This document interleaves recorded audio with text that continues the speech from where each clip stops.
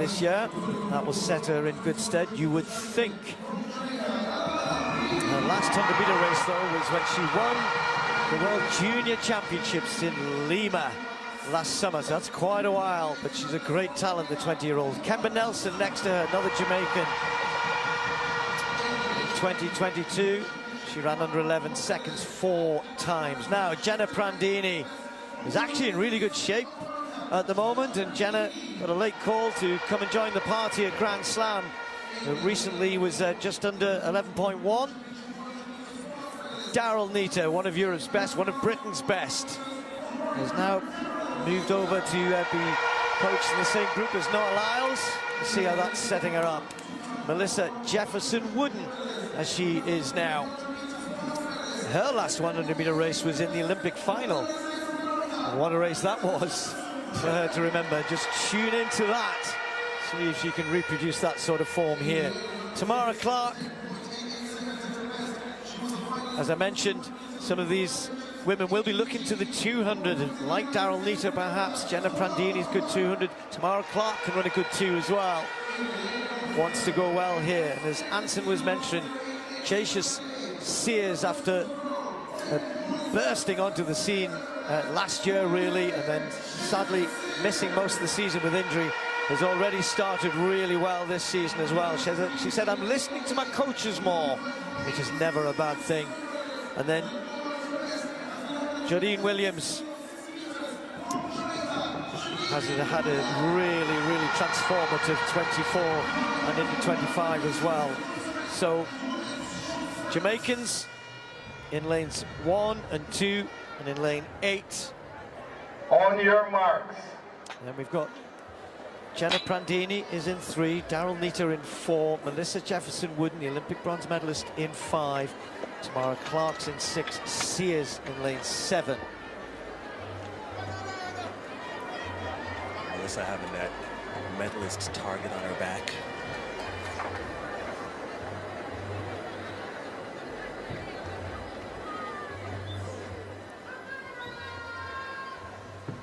Set. Right in the middle there, Melissa Jefferson Wooden got an excellent start over on the far side. Nelson going as well, and also Sears is right there, but here she goes. She's going to get a clear win. Prandini came through for 2nd place, but never in doubt. Melissa Jefferson Wooden got out well, got to the front, and then dominated the race from there. That's scary. I was just going to say that. Given what I said about how long it's been since she's run a 100-meter race, that was perfectly executed. Prandini finished quick, well done to her. A couple of races that set her up nicely, as we mentioned. Sears just faded a little bit when she looked as though she was going to get on terms. Never, ever a bad thing, you know, for an athlete to be in a happy place. Right. And late addition, Jenna Prandini.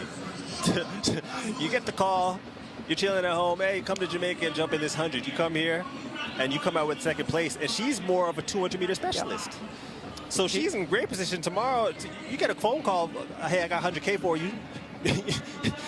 We all want phone calls like that. But as you can see, Jay just got out really well, and Melissa just held her form. Looking really strong in the latter part of the race. Very confident facial expression moving through the line. I like to keep an eye on the attitude, and I can see that there's a confidence there. And that always bodes well. That's somebody full of confidence, as you said. Look, even that tape around the neck, she doesn't even flinch. She probably didn't even feel it. Just runs through it. I'm looking forward to her deuce with her finish. I agree, but with Prandini having run so well there, that's set up brilliant. Late opportunity here for Maya McCoy, American who now runs for Liberia. Not sure if she's been cleared of the major champs yet, but close to 11 seconds this year in Florida already.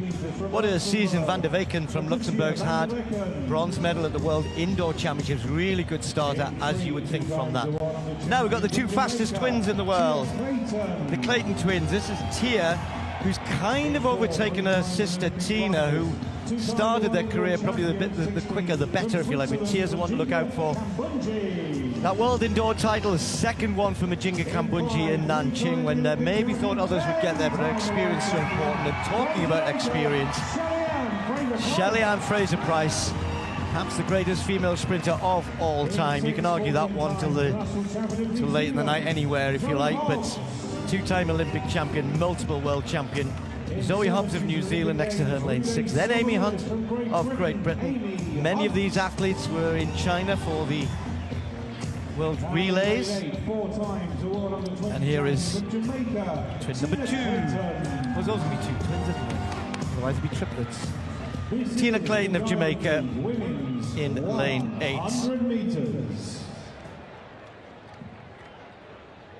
Well, Shelley's been here most of the week, has been enjoying her time in Doha, been with lots of young athletes and in the schools, and they've really enjoyed having her here. You know, this is part of the farewell tour, if you like. What a career it's been, but I'm pretty sure she still wants to win. She's burning to win. So Shelly-Ann Fraser-Pryce in lane 5, Kambunji in 4. Watch out for the Claytons in 3 and 8. Van der Weken in 2 as well.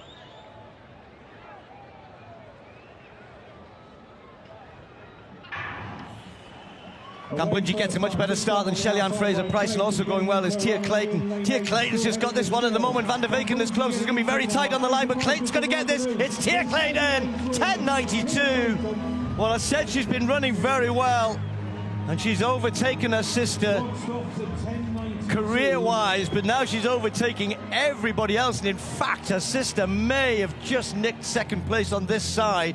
Fraser-Pryce tried to get involved in the end. Van der Weken faded in the last 20 meters or so. Quickest in the world this year, and look at the wind reading.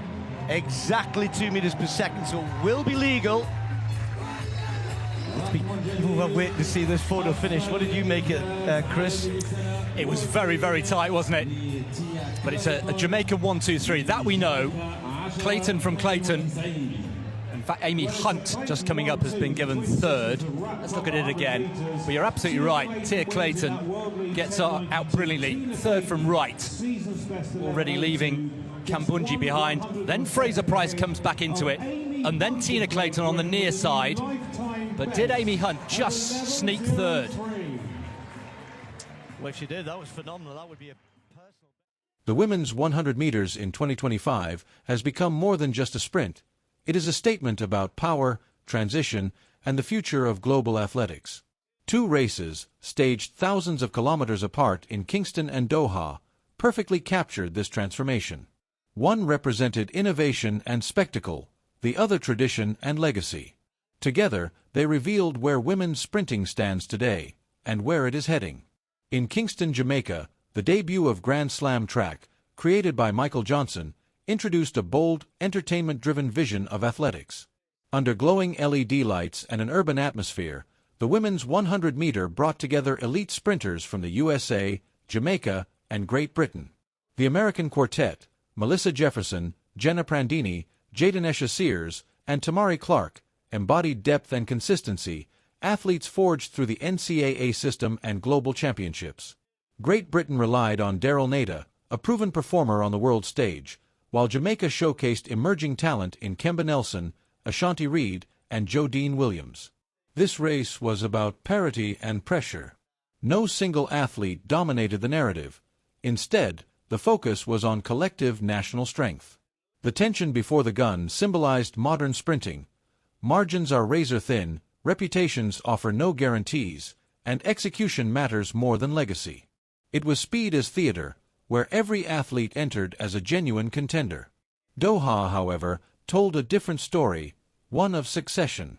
The Diamond League final placed legend beside youth. Shelly-Ann Fraser-Pryce, a living icon of Jamaican sprinting, lined up against the Clayton twins, Tia and Tina, symbols of a new generation. While Fraser-Pryce carried decades of dominance, championships, and historic moments, Tia Clayton represented fearless progression. When the race unfolded, it became clear that this was not merely competition, it was transition in real time. Tia's explosive acceleration and composure under pressure signaled a shift of power, not through decline, but through evolution. Comparing Kingston and Doha reveals a broader truth. The USA excels in depth, Great Britain in consistency, but Jamaica remains sprinting's emotional and technical epicenter, capable of producing both timeless legends and fearless successors. The sport is no longer defined by one dominant figure, but by waves of talent colliding on the same straightaway. These two races were not isolated events. They were chapters of the same story. One showed how sprinting can be reimagined for a new audience. The other proved that greatness is not lost, only passed forward. Women's sprinting in 2025 is faster, deeper, and more unpredictable than ever, and the finish line has never looked more exciting.